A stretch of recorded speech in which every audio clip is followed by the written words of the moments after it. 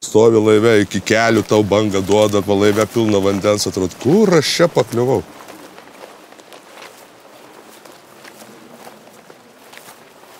Čia vat mano gimtinė yra.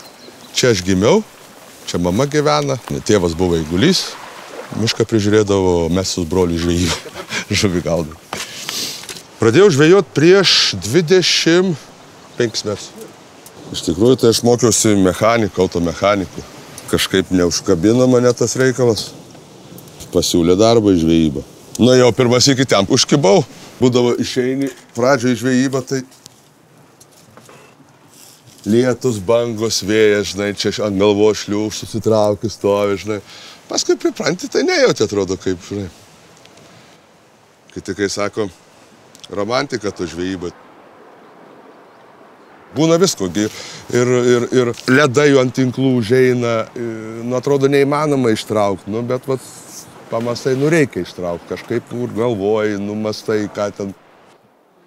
Yra tekę man 3-4 kartus įlūžti su technikom. Ir eit paskui kokį 10-15 minusą, reikia 5 km eini. Prieš namus jau žabar eini su šarvais toks jau, žinai, sušalęs vis.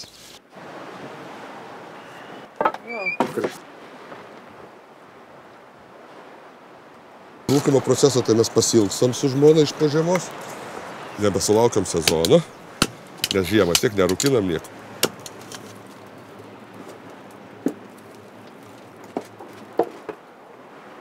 Turbūt žuvį mėgstam ir su žuvim dirbti mėgstam patinka, todėl kad mes žuvis pagal horoskopą, štat matyti ir yra, kad meilė žuviai. Didžiausias darbo įvertinimas, kai žmonės sugrįžta žuvies pirkti. Nupirko, paragavo ir vėl sugrįžo ir neina kitur pirkti. Tai čia yra didžiausias įvertinimas, kad žmonės sugrįžta.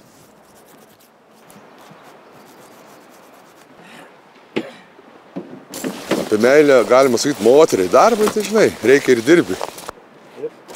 Kai darbas patinka, tai atsiranda ir meilė tam darbui. Viskas, rūkymas baigtas. Fin.